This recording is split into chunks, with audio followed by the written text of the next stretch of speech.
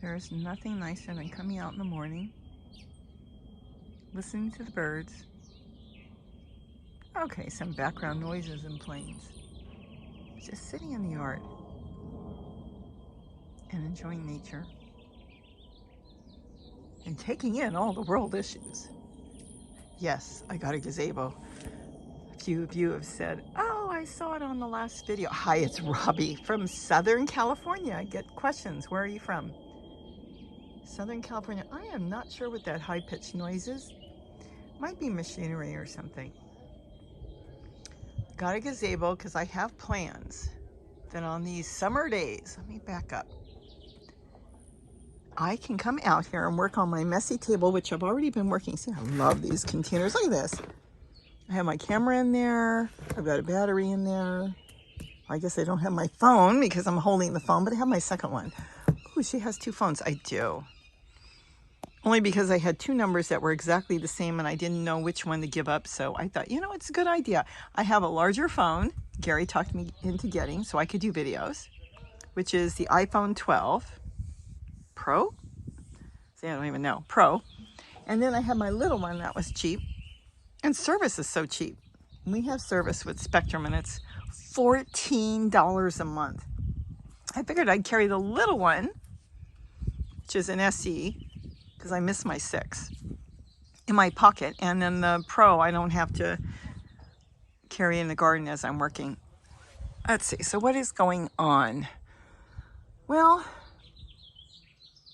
trying to figure out what's going to be this year. All in all, I'm very happy with everything going on in the garden. Very, very happy. I'm making these three-tier stands. I love those. And I was thinking of keeping them here. I've got a tomato growing in one, going to plant in that one. I've got more on the deck. And then I thought, no, I'm going to stick with other things here. So I'm going to move those on the deck. The plants are doing great. And keep in mind, I know it looks like it's going slow, and it is because it's just me.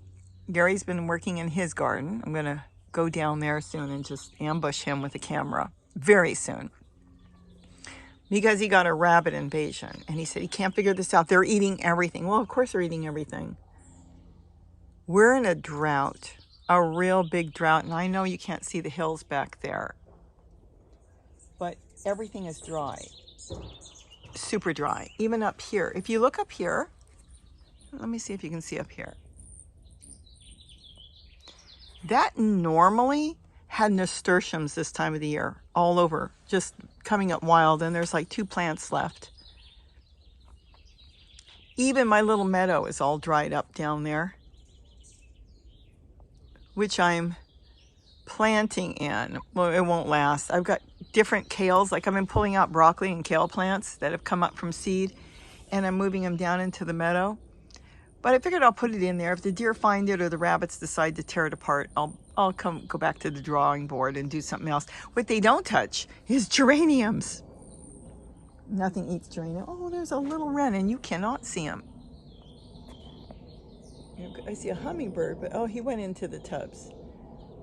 Even Gary mentioned to me on them, yeah, he's flying around there. He's looking for insects. What's really sad on them, we don't know if they nested this year. We have nest boxes for the wrens all over here, and they're empty. So we don't have the wrens possibly nesting here. And that would be food. Birds in nature judge the climate every year and decide what they're going to do. They've got that time clock in them, and they know what's going to be. Is there going to be enough food? So we don't have wrens this year to speak of. We do have baby towhees around here. Gary has seen them. Hummingbirds are nesting, but you know what? Not as much, in my opinion, as they usually nest. I'd even found a couple nests that had eggs in them that did not hatch. Again, insects. I can put out all the nectar in the world for them, and that will keep them alive. But with hummingbirds, they still need to find a lot of insects and a lot of food. Oh, we are getting windy. Look at this. Really windy. Oh, they said the wind stopped yesterday. Yeah, okay. So they're judging how much food they have And so there's going to be less birds probably this year because of the drought here in Southern California. That's not the rest of the United States. A lot of places are underwater. Let's back up. I mean, we could help, and we are helping. We give them water. I put out food every day, be it seeds, be it whatever, they get that. So all in all, that's good. The other issue I've noticed, which is beautiful if you want to see down there, is the vegetable plants are doing really good that I planted. Absolutely wonderful. They're confused. I can walk over there. I'll leave my coffee. They are confused. I haven't gotten to this yet. I almost did yesterday, so I might get to it real soon, but I'm done down here, which I'm really happy with. I'm just starting this. See the cucumbers? We've been 11 degrees under, yet I still have cucumbers. See, this one didn't make it. Probably didn't get pollinated. We're 11 degrees under normal right now. And then the end of this week, we're going to be, they said 90 degrees. So I don't know, on certain plants how well that's going. Gary read an article that somebody said plants are suffering because they need the consistency of the temperature and they're not getting it. Now with the squash, all the squash, I have to hand pollinate them. If I don't hand pollinate them, I've noticed I don't get the fruit. So now I come out here, which I have not done yet, and I go through all the squash. See, there's one. That's closed already, so I'm assuming I hand pollinated it already. I have to go through and hand pollinate them, so I'll get them. There's bees, but there doesn't seem to be enough. There's been some ants, which are really good. Ants go in and out, and if I see ants in a flower, then I just take from a male flower. I have plenty of videos you can go check if you need to know what's, these are all males. So I'm not sure. I mean, we're getting a lot of fruit. Do not kid yourself. I'm making squash every day. So we have a lot of squash and that's doing good. I got to trim them too. If I don't trim them, I could lose some of these plants. I should do a video on that. So I've got to go through and trim some of these. Look at that. I've got a squash on the bottom there. This is a hybrid zucchini. That's why it's leaving. So it hybridized with something else, and that's okay. Let me tell you something. Those are sweet. They're so sweet. They're fantastic. So all in all, I think everything's going really good. So I finished that. Should do a whole video on that. I finished the truck bed. I have 3 buckets to still plant. That I do have to do, but the truck bed is done. When I say it's done, I literally climbed in there. Maybe I will if you want to see how I did it. I actually filmed the whole thing. But all in all, I'm really happy with it. Let's take a look because I haven't looked this morning. Yes, I see that. I see that. See, that's snail damage right there. It looks like something chewed it, but it didn't. That's snail damage. And all in all, I do have snail damage, so I can go in there and hand pick. I can get rid of snails too. I haven't tried to get rid of snails. I had to get rid of the squirrels. Wonderful people have been dumping squirrels, possums, and raccoons. They've stopped it now. The ranger's been up here and it was reported. There's a ranger that comes to different areas in the hills around here and they watch a lot of the animals, so they now know who did it. They're going to go have a talk with them. But they would come down and through here and then there would be all the squirrel fighting. Oh, they were killing each other, the squirrels, and now I know why. And then they would come into the truck bed and dig and take everything out of the buckets. So putting the tool around it, it's been up for days. It worked. They don't like to touch it. That's all there is to it. And snails really don't like to crawl on it. They will at last resort if there's nothing else, but they don't like crawling on it. So anyways, that's done and doing good. And that's it. Trimmed all my apple trees too. So this way they go up and I trim that too. I was going to yank this out at one point, but I thought, I don't know. Okay, let's turn around. I'm going to sit down. The chair garden is coming along. I planted in there yesterday. I'm starting to dig some stuff out. What I do is I remove some of the soil from last year out. And let me tell you something, everything I put in there is gone. Everything. So that has been fantastic. And I take it out and then I load the bottom up. I even went to the meadow back there by the pond and got a lot of weeds, stuffed the whole bottom with weeds, and then covered it back with the soil that was in there full of earthworms. Actually, some of them were not full of earthworms because everything was gone. So there was earthworms in there, but it wasn't like Sometimes I get into a tote and there's like thousands and thousands. But I put it all back with collared leaves and kale leaves and Swiss chard leaves, whatever leaves I could find. And then I actually didn't use potting soil yesterday. I just went ahead and put back the soil, and now I'm going to get some plants growing. I want to get all these done. Some of them I'm going to leave. I've got tomatoes already growing. I had a kale in there, which I put in the meadow. And then I've got tomatoes. And then I want to put watermelon in here and some more zucchini, and I think that's pretty much it. I might put some peppers. Peppers do okay as long as they're sheltered because of the wind. I don't know if you can see the plants moving, but they are moving. And when they don't seem to like wind. If I put a shield around them, then they're okay. So we'll see. And isn't that beautiful? I'm really happy. I've got to put my tote lids away. I covered them so nothing would bother them. And now if a bird goes in and starts chewing on some of the leaves, it's okay. But those tote lids I've made, let's see if we can get in there. That really saved it. So now they're big enough I don't have to worry about it.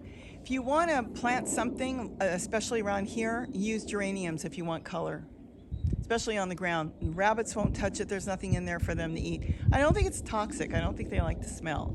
So I can get more geraniums spotted even around the pond. Though the animals won't eat it. Oh, I see a little bird in the bathtub. No, it's a hummingbird. I don't know if I can. Nope, that's as close as I can get. There's a hummingbird getting over by the bathtub. I saw him flying around. Though they may not give them any, let me back up a little, real nutrition as far as food, it gives critters, like lizards and the birds, places to hide. And that's what the geranium is fabulous for. I do see the hummingbirds feeding on the geranium. I don't think there's any pollen or nectar to speak of, but what they probably are looking for is tiny insects.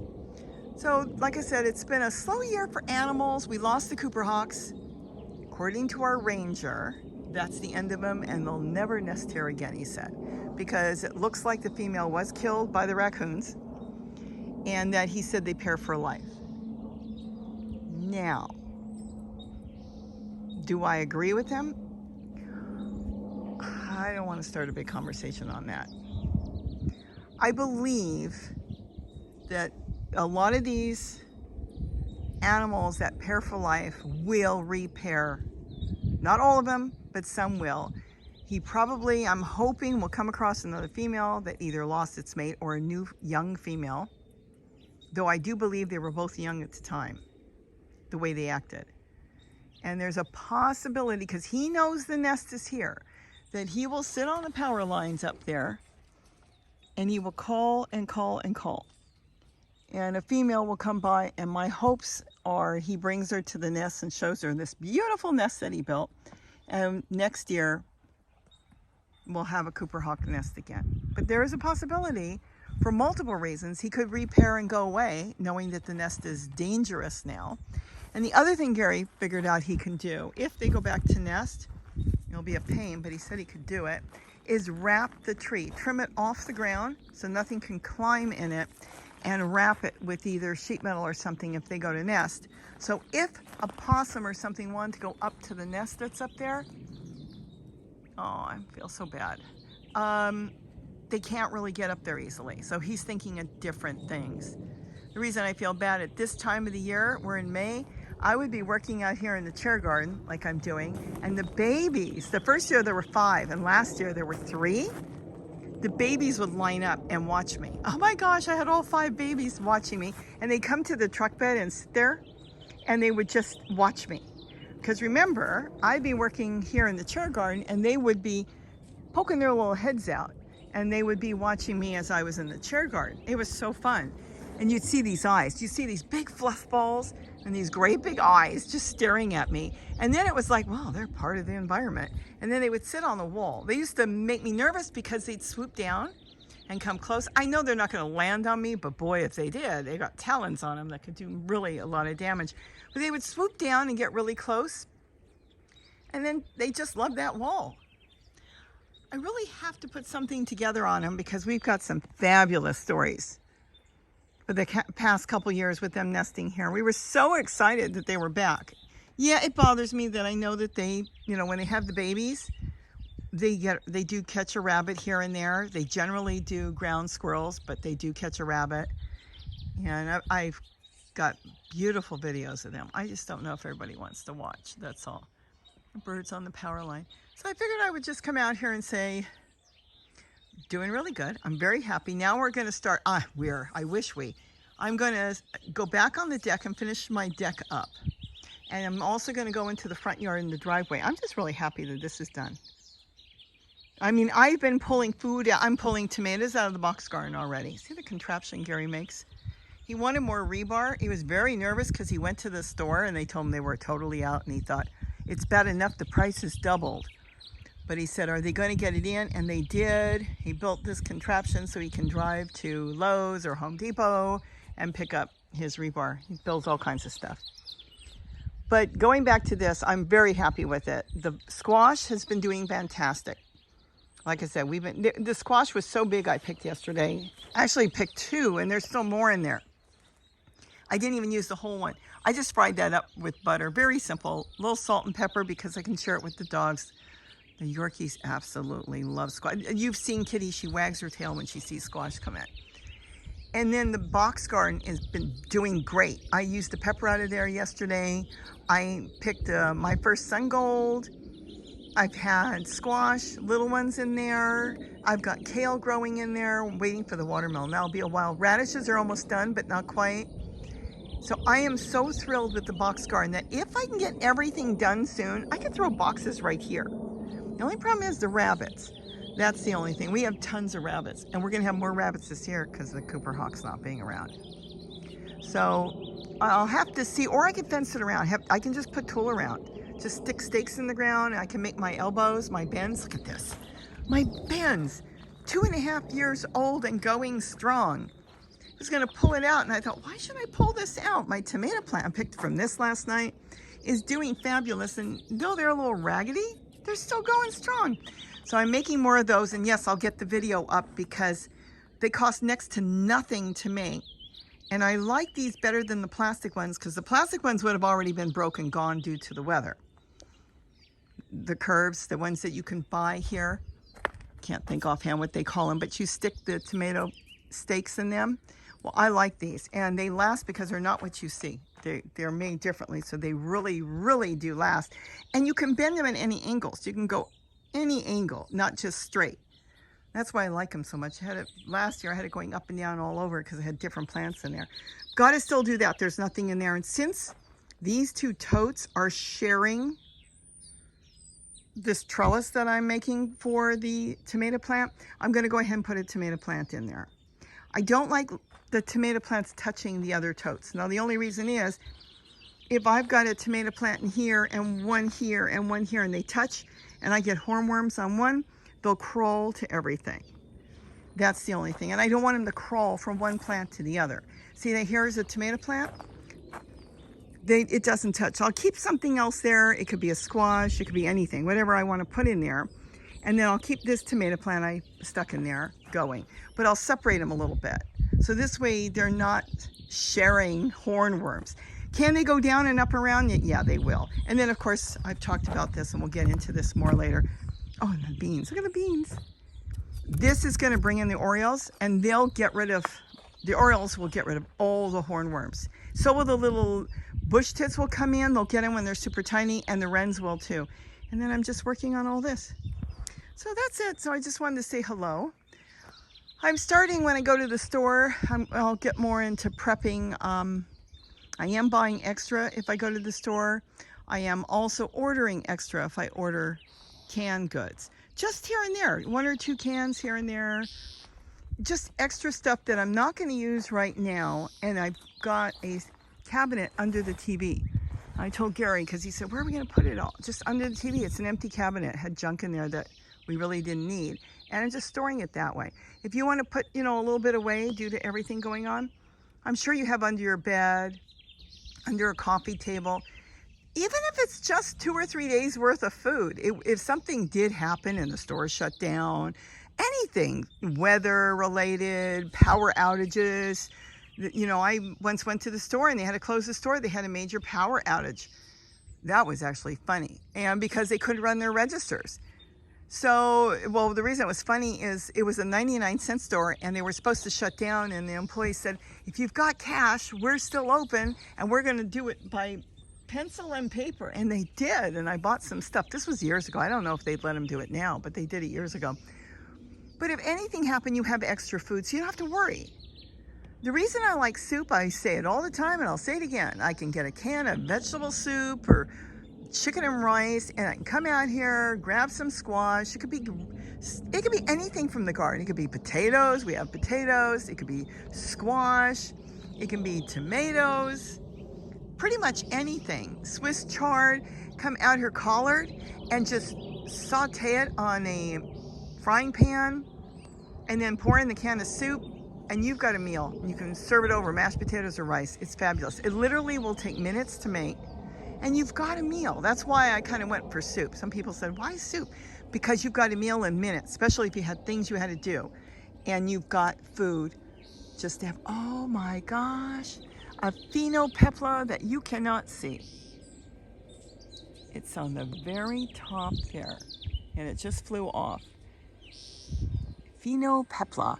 It's a black bird. They come to feed on this ficus tree here, and they have little berries, and they'll feed on that. They're black.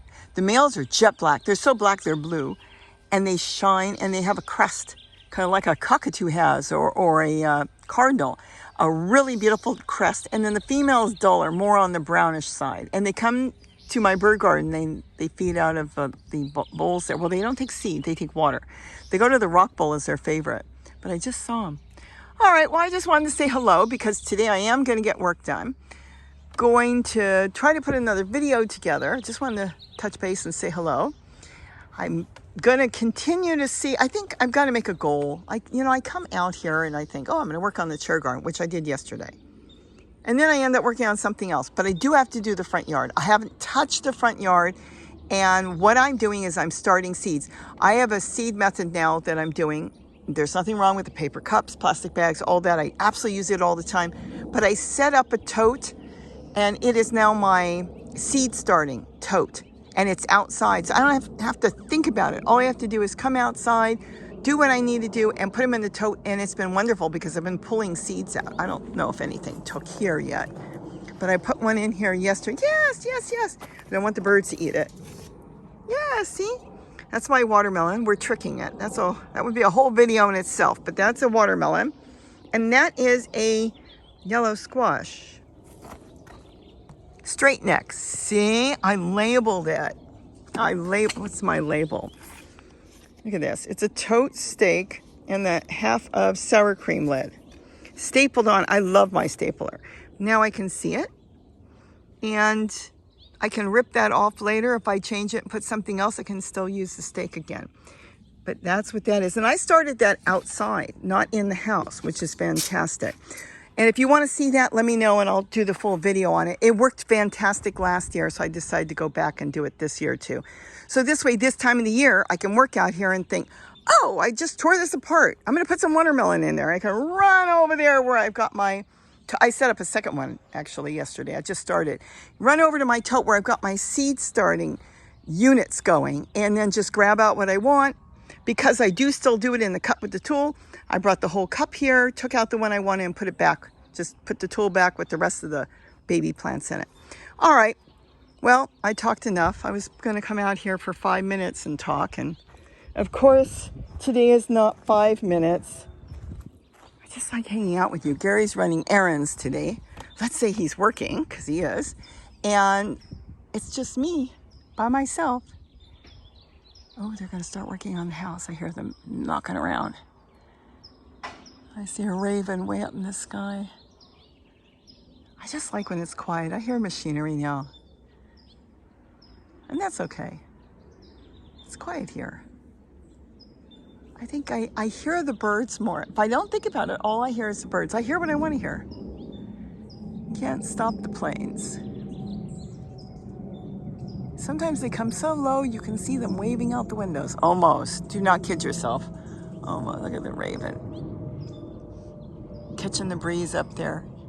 Isn't it beautiful here?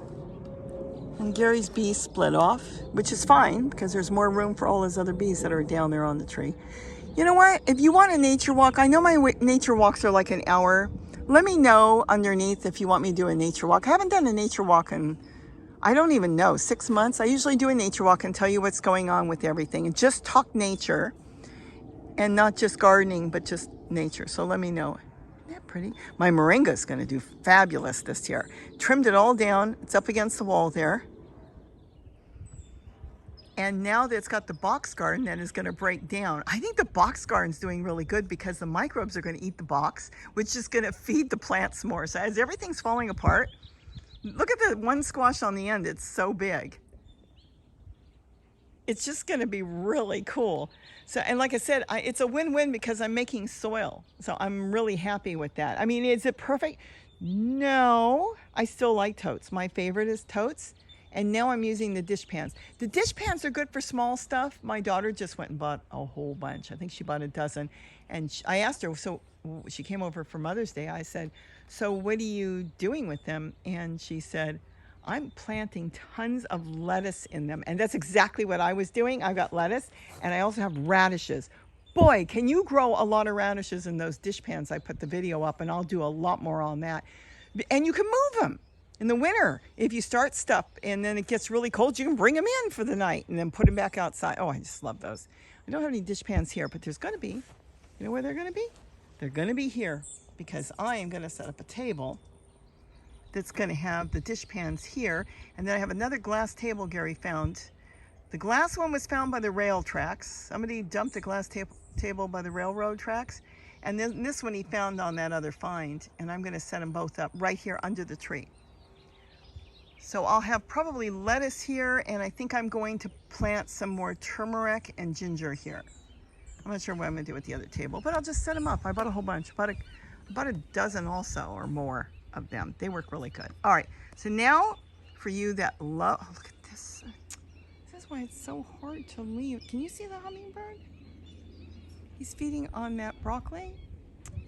Isn't that cool? That's why I don't trim the flowers. My daughter comes over.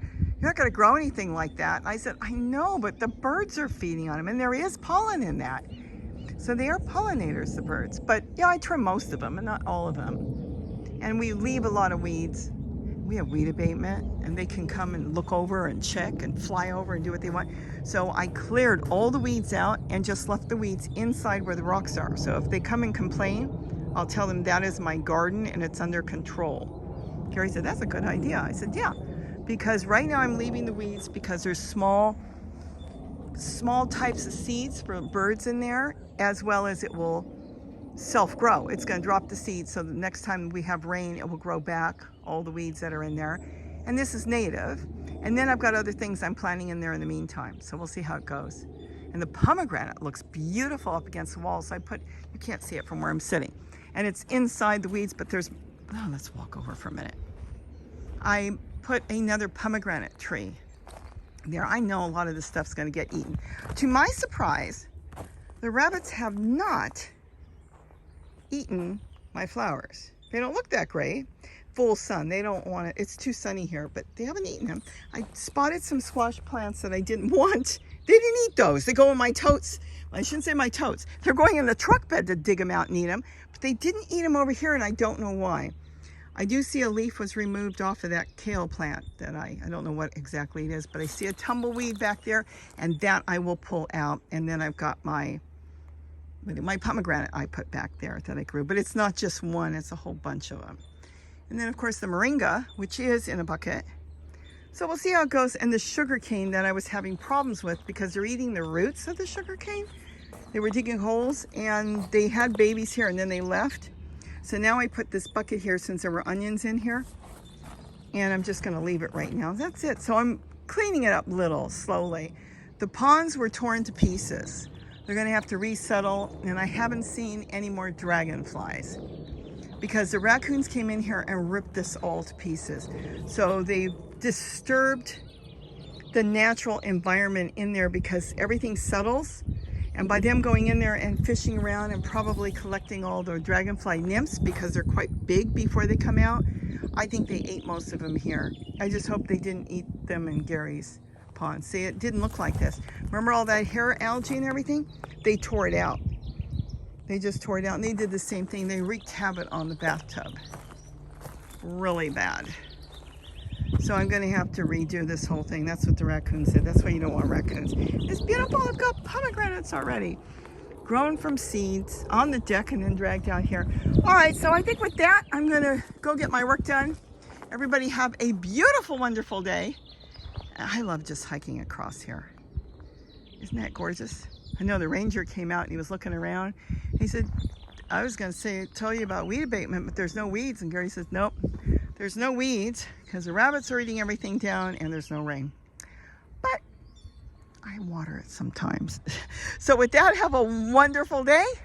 And don't forget to eat what you grow. Bye-bye.